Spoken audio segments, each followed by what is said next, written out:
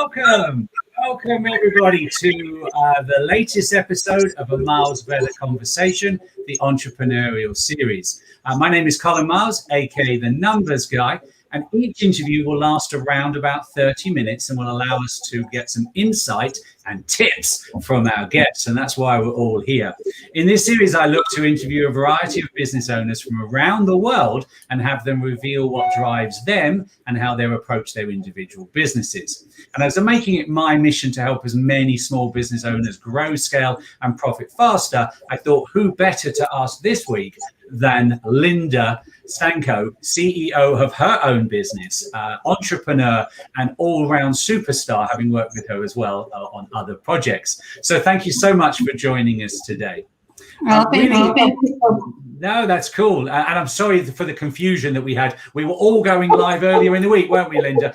And there would have been nobody there to see us. So thank you, viewers, for checking in today. We're here today, although we were also here on Monday, but we didn't let anybody know that. So cool. So as you can see, it's a very light-hearted conversation that we'll have. But before we start with the Miles Better Conversation 10, I'd love to hear a little bit about you, Linda, and what is all things in your world at the moment. All things in my world moment. Okay, let me see. Right now with COVID, it's interesting. It's interesting. I mean, we're not seeing people. My son actually had his birthday yesterday and invited us for dinner tonight, and we can't go. Because we're in lockdown where I am. I'm in the Niagara region in Ontario, and we're in full lockdown again, stay-at-home orders. So that's really what's happening around in my personal life, other than, I take care of my parents. My dad's medically fragile, so we do take care of him. Business-wise, it's been great, actually. It's with COVID. I mean, I've always done things a lot online anyway, but I am very much a people person. So I like the one-on-one and the interaction and spending time with people. However, with COVID, my traveling time has decreased so much. So my business time has gotten better because I save so much time being able to get on. So just, busy meeting people, busy coaching, working on a few new projects that hopefully will be coming up soon. Life is good. What can I say? So what are you in the midst of it? So Linda, what do you actually do? Let's back it up a little bit. Sure. Perhaps I didn't phrase my question correctly. Tell us, what does Linda do? Yep. Linda is a Christian coach and life coach and mentor. And I help other people, more so now, a lot of entrepreneurs who are pivoting, but I have a specialty in self-esteem and confidence building. Right. And I love helping people find their voice and having them use it for whatever it is that they want. So whatever their goals are, so many people hold themselves back because they have that chatter in the back of their head telling them they're not good enough, you're not smart enough, you can't do this. There's all kinds of things. We love to have these inner conversations with ourselves. And I love helping people break through that and develop strategies to help them through. So I work with individuals, I work with groups, other coaches right now. They have great information, but again, there's that chatter in the back of the head that sort of holds them back, and they're a little afraid to hit those launch buttons. So I love helping people really become themselves and not be afraid to show that to everybody else. And then, of course, with the Christian background, so I'm an ordained minister. So I have, I didn't know that. That's something new. Yes, I am. Mm-hmm. Okay. So, I mean, I service everybody, but for those people who want that biblical practice and those biblical principles in their daily routine, because that's what's important to them, I'm able to bring that for them. Right. Okay. So that's something that you can add on. It's not something that is it's sort of integral, but it's not a requirement, is what you're saying. Right. Absolutely. Absolutely. Because it's a good niche to be in, but it may then be super niching in some cases, I would. It is, right? It's just something else that I can bring to them based on what their goals are and what their lifestyle is and who they are as a person to their core. So that's just an extra layer that I can bring in for those people who do have a really strong faith base and they want to have that piece in their everyday life. Makes sense. Makes sense. Cool. Good. Well, I'm sure we're going to explore a lot more of that as we move through. We will. My questions tease some more things out about that as well. So that's really good. So we're going to start with the number one question, which some of my guests have said is perhaps the hardest question. So we'll get it out of the way. Okay. And the hardest question, or the first question, what's the biggest challenge that you have right now, and how are you working to overcome that? Okay, so, well, I mean, we all have challenges, that's for sure. My biggest one, especially in the business world, is prioritizing, making sure that I get my stuff done that I need to. It's almost an oxymoron for me because I love spending time with people. As I said, I'm a real people person. I love networking. I love getting to know people. The challenge for me there is that I spend too much time doing it and not enough time working on the pieces that I need to actually reach the people that I'm networking with. Right. So I really have to, I have been doing much better at learning how to organize. I'm not very much a techie. So the organizational stuff and doing everything online has been quite the challenge for me. I'm a paper person. But in today's world, paper doesn't work as well. Oh, it does. No, it does. Look, paper. I'm an account. You know what? I've got papers all over the place, but to organize, I take notes, and I needed a space. Your folder. You can't beat a folder. Well, I will agree with you there, but I will say that there's a lot of great tools out there to keep it a little more streamlined for me. Right. So that's been a huge challenge for me. So that's the biggest challenge that I have is really prioritizing my focus on what you would say are the money-making pieces. Right. Yes, right. Good. Yeah. Good. And so you mentioned just some of the tools that you might use that you could share with some of the listeners and viewers. Would that be things like Trello boards? Yes. Trello. Stacey Maynard, Queen. I'll tell you, she's my tech guru because you know what, it's almost become a joke between us because anytime there's something that has to do with technology, I find myself calling her, and I think she waits for my call because if there's something that's going to go wrong, it typically happens to me when it comes to technology. And it's become the joke because now when we're actually, you know, we might be on a call together that she's helping me work through something or organize something or explain something. And she'll say, well, I don't understand why it's not working for you. And I'll share my screen and then it doesn't work for her. And it's like, are you surprised? It's like I have this thing around me that's just anti-technology. Well, who knows? I mean, sometimes it's the little gremlin in the machine that has it in for you, and it's usually Friday afternoon. And we've done pretty well today with no gremlins so far. But so far. So we'll keep those good vibes going, right? As I always say to Stacey, I have a guy.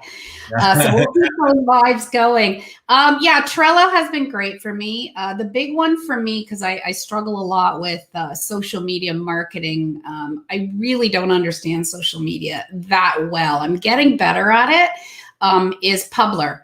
Publer has been great for me. It's been a real time saver because I can just, put in what I want to say, add in my document or my picture or whatever, and it goes to all the social media platforms that I want it to go to either at once or I can schedule it. So that's been great. Canva's my go-to all the time. Anything for graphic designing, I do on Canva. Yeah. Perfect. Those I would say are my big ones. I'm not that techie, so I don't get into all that other stuff. I don't even have StreamYard yet.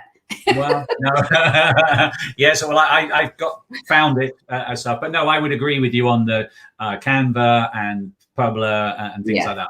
just created a whole batch over the last couple of days of new posts that I can now start looking out and get set for, quotes and images and promotions and things. And, that's certainly, I think we're taught by Stacey, batch, do it, focus, get it done, and then move on, because otherwise it's very, very time consuming, a little bit here, a little bit there. So great. Yeah. Cool. So good. So that's some challenges and some tips as well, which is what it's all about, teasing some tips out for the listeners and the viewers. So then the next question is, how do you yourself continue to learn in order to stay on top of your game within your role and industry? And what advice might you have? Well, I've always been a lifelong learner. I've always been interested. My head's always been in books anyway. For me, it's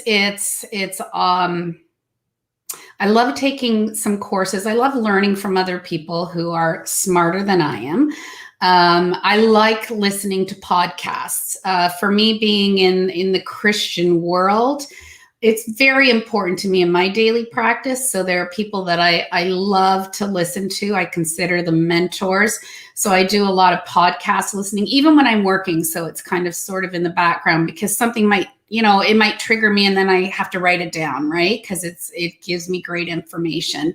Learning for me to stay in my game, as you would say, really the networking piece does a lot for me, because I love people. I love learning about them and their stories.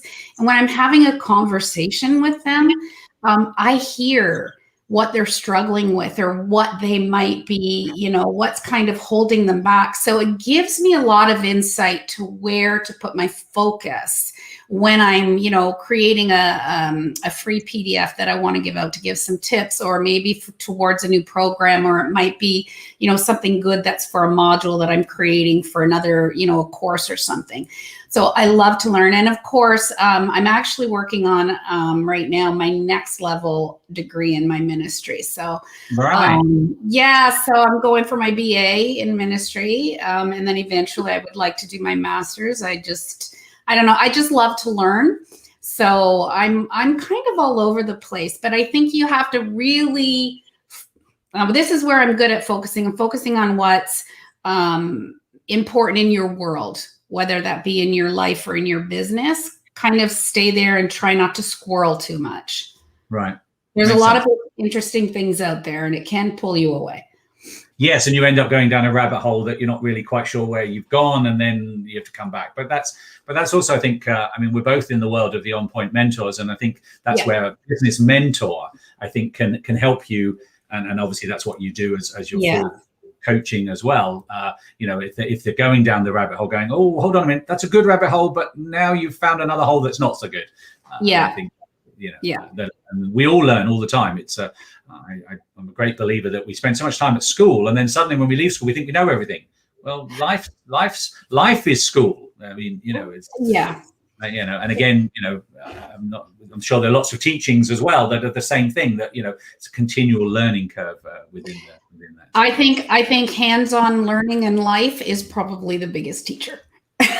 Correct, indeed. So I don't know what you enjoy. I mean, suddenly I used to hate DIY and building and maintenance and stuff, and now I love it. It's again life learning. You learn a new skill. I had a great mentor that I worked with building a swimming pool. He was the master and I was the student, and by the end of it, I learned so much, and now I'm able to turn my hand. And in fact, only last year I was helping teach somebody else how to lay bricks, and I'm like, oh my God. So you're right. Life continues all the time. So it's true. And even people like the person who showed you how to do the pool, they're considered mentors. I mean, if they don't take the time to show you, we're so busy in life today. I would say to my husband before, my son would want to help him. He said, well, I can get it done so much faster if I just do it myself. And I'd say, but he's not going to know what to do when he has to do it himself if you don't take the time. So even everything that we do that somebody takes the time to teach us, that's a mentor for us. Yeah, no, exactly. So cool. So as the numbers guy to small businesses and entrepreneurs, what's your biggest fear within your business at the moment? My biggest fear at the moment, based on the numbers, you mean? Numbers, what do you fear at the moment? Is your business, is there something that you're concerned about? Yeah, just generally, what is your Well, so around the numbers, I would say that I'm always worried that I'm well, it's not that I'm worried. I don't take the time to learn enough about the numbers. My understanding of numbers and how it all works. I was never good in math at school. I was great in psychology, but I was not good in math. And so I think that's, if you're not good at something, you tend to shy away from it. But now being in business, I understand that it's so key. So the fear for me is actually when you put the numbers down and seeing what's not working. Right. Even though it's something that you might really love to do, you have to let it go because it's not working. So that is a fear. Because you don't want to let go of what you like to do and then what you need to do, right? And it's finding that balance of kind of marrying the two together so that you have your perfect world. That's the beauty of it. Fear around the other thing is just really, for me, it's always making sure that I'm making a difference for somebody. I want to make sure that the content that I'm putting out there is actually reaching somebody who needs the information. If it's not meeting their needs, then I feel like I'm not doing enough and I need to research more. Okay. Well, that's always good. That's always inwardly looking, isn't it? And refocus, doing yourself, because, you're right. And if you, as you said earlier about listening to what people are saying, that sometimes you can pivot and go, okay, well, I was going to present it this way, but actually presenting it this way might be slightly easier and stuff. Exactly. It's hard to when you're trying to create something that you have to take yourself out of the equation because you're not your client. Right? We all perceive and understand things so differently that you have to look at it from a person who is struggling or what their personality might be like, how you're going to reach them, how the verbiage is going to be. So that's really always in the back of my mind. So I guess it's an ongoing challenge for me. Okay, cool. Good. All right. Well, thank you for that. So question number 4, we're moving through nicely here. What's the best compliment you've ever received in your business? In my business? In my business? Well, that always, of course, comes from a satisfied client. I did get one recently. I just finished working with somebody. She's been coaching with me for several months. And she was just starting to taper off. And when we had our last conversation together, it was, I honestly don't think I'd be where I am today without you. Wow. That was a huge compliment because it was where she was in her life and in her own business, in her own career. She said, I didn't realize how important and what a difference it makes to actually have a coach. Cool. So that was a huge compliment. Cool. And I think it's, it's also, as entrepreneurs, we need to, and the reason I include that question is that it's important that we realize the impact we have on people. Actually, that can almost be success vision boards, not vision boards, but success reminders. And, I encourage some of my clients when they've had a great result to share that result with other people, because, otherwise, if we don't shout about it ourselves, nobody else will. But also it helps remind us that if we're having a bad day, that, my mission is working. I did help this person and stuff. So, for me, it's all about making that difference for the person. I mean, as coaches, I'm sure you see it yourself with your clients and their numbers and when they're changing and they're doing better. I see it through the conversation. I see it through the color shifts and the changes in their faces, and they just look more relaxed and they're happier. And yes, exactly. But it's when they see it in themselves. That's when it becomes a compliment to me. I know that I'm making a difference for them, but when they feel the difference, that's when it hits home. Yeah. Right. Nice indeed. So you're obviously a small business, medium-sized, large business entrepreneur. Yes. What made you take the leap and to become an entrepreneur? Oh God, that's a story. How much time do you have? I will condense it. I promise. So for me, I really was an accidental entrepreneur.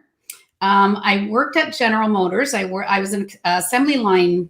I built engines for almost 30 years. Very boring, that's for sure. But through that time frame, I I was ill. I have 2 autoimmune disorders that really impacted my quality of health. And of course, you know, somebody in the network marketing industry who back then I would say I, you know, kind of poo-pooed the whole thing, but have a whole different respect for it now. You know, it took me 2 years to say yes to them. And I finally said, okay, I'll try this product. And it made a difference for my quality of health. I had spent 12 years, 80% of my time in bed because I just had no energy left. Right. I was surprised I didn't get fired from work. We, you know, honestly, thank goodness for a union on my end. When I started taking these things, people started noticing the difference. And I didn't know I had a business until I got a phone call from a woman who said, congratulations, you earned a cruise. And I went, what? And I go, what are you talking about? And she said, well, you won the incentive. And I said, what's an incentive? She goes, I said, who am I speaking to? She goes, well, I'm your upline. I go, what is an upline? I don't know who you are. And so I really became this accidental entrepreneur, but it was when the industry started changing at General Motors, and we went from 10,000 people to 1,600 people in my factory. That it was like, okay, well, you know, people want to know why I was getting better. So I was sharing the information just with close people because I was very shy back then. Had no confidence, which is probably why I do what I do now. And I was like, I need a plan B. We need something just in case, you know, we could end up with no job. They could close the door and we're not going to have a pension. We're not going to have a livelihood. So I just decided that I would try this, but being so shy and not having any confidence, I needed to push myself. So I started going to professional development courses. I started pushing myself through the fear, knew I needed to meet other people, but because I was so shy, I didn't want to make it about me. So I started hosting networking events, which took off like crazy. Took off like crazy. And then I met Faye, and the whole entrepreneur thing just started changing. That's when the real key started, was when I met Faye and she became my coach. Cool. Well, that leads probably very nicely on to the next question is, I believe life's a journey. So do you work with a mentor and a coach at the moment? And the answer to that is yes. we have Faye and Stacey both in our worlds and stuff. So what made you decide to? I mean, I think you've answered my normal question: what made you take on a coach? But you've sort of answered that question already. Well, to be honest with you, how did you come across Faye? I didn't really think about having a coach. It was Faye who actually approached me. I was putting on a women's business conference, and she was the guest speaker. And when she was speaking, she was talking about how opportunities are a gift and not a given. And I felt like she was just talking to me through that whole conference. You know, she just said, I see something in you. You have so much more to offer than you think you do. And that's when it was, okay, I think I need to do this. And then working with her, just everything opened up and changed. Yeah. Cool. So what are some of the things you're perhaps researching? You mentioned earlier that you were working on some modules and some various courses. What's on the top of your research or agenda at the moment for new in the world, in your world, I mean? For new in the world, well, you know what? I'm really excited because I want to start a podcast. So I've been doing a lot of research on Christian-based podcasts, what they're doing, what they're talking about, how I want to meld that together. I do want to, or I will be doing a club in our community, in the Mastermind City community. Both will have the same name. And just doing more, creating some more programs. But I also want to, and I'm hoping that COVID changes soon, because I would really like to do in-person retreats, probably destination retreats, where I can really work one-on-one in small groups and have a bigger impact. That's my big dream.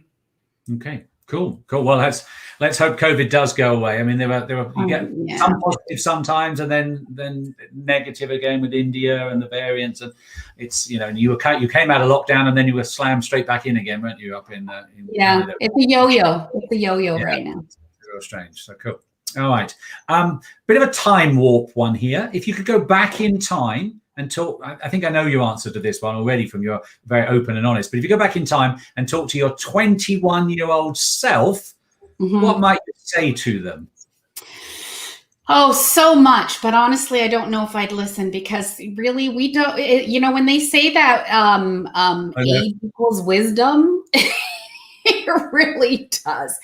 If I would listen to myself, I would love to have been open-minded enough. I would go back and say, first of all, get a life coach. Before anything else, have a life coach, like from teenage on, so that you have somebody that you can bounce off. Because let's face it, we don't listen really to our parents when we are young teenagers and young adults, because we know so much better than they do. Cool. So definitely a life coach would be mandatory. Don't let other people's fears and opinions and cautions stop you from expanding more and doing more and researching more and exploring. When you're in a household, you're really listening to your parents, and a lot of their fears along the way. With my parents, they came from wartime. So a lot of those fears were instilled in me. And I'd probably say, take more risks. I actually had the opportunity to go and live in Europe when I was 18. My mother's cousin ran Eaton's. I don't know if you remember Eaton's.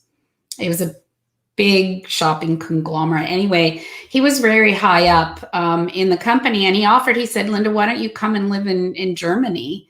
Right. And I'll get you a job there, and you can travel, and I'll mentor you. And I was too afraid. Right. And I said no. And I ended up following in the family footsteps and was an assembly line worker for 30 years. Nothing wrong with assembly line working. Factory work is necessary. But if I knew then what I know today, I certainly would have taken a different approach. Right. Cool. Yeah. I mean, hindsight's a great thing, isn't it? And, and I think I was asked the same question. We're like, no, I know everything at 21. You just do. That's your sort of aura, whether you do or you don't, but whatever. Cool. We've very kindly shared some tips through the various sessions, but what would perhaps be and I think, again, life coaching is obviously very key in your world, which is important, but what would be one of your top tips for the entrepreneurs listening today? What might you suggest? Well, again, get a coach. I think all the most successful business people, at whatever level you are, they have a coach. And when you outgrow that coach, don't be afraid to let it go and move to the next level. That's very important. Always work with somebody smarter than yourself.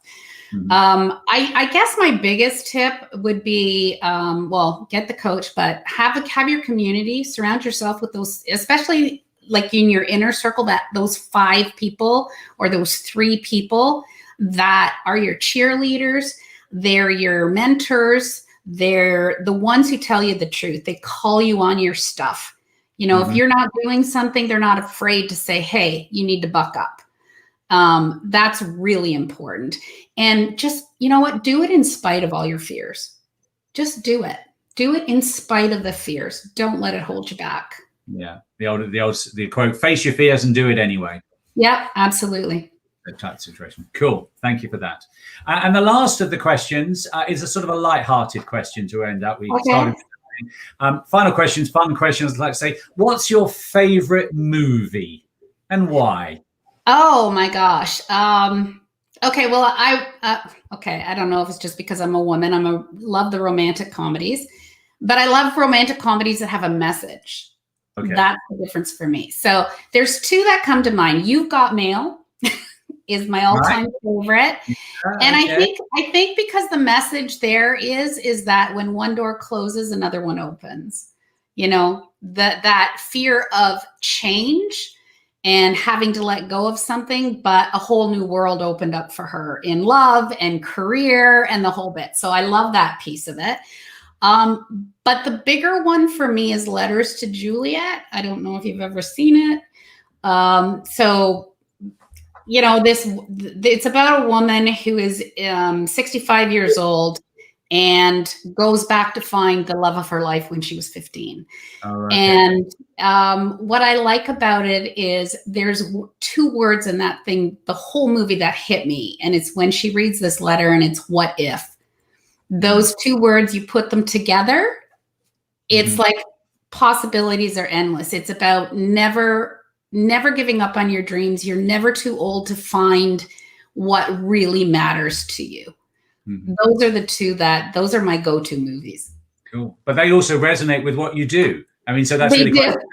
what we're finding is that when we ask this question, that actually you could have guessed, I mean, not very specifically, but that there would have been a theme based on what you do, how your lifestyle is, because they reinforce and perhaps or even started you on a journey of having seen that film. Who knew that perhaps you may have watched the film in the theater, come out and gone, I'm doing a production line job. Maybe I should think of something different.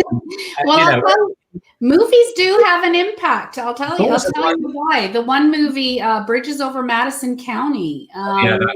Very famous. You know what? That was the movie that led me to make the decision to end my first marriage.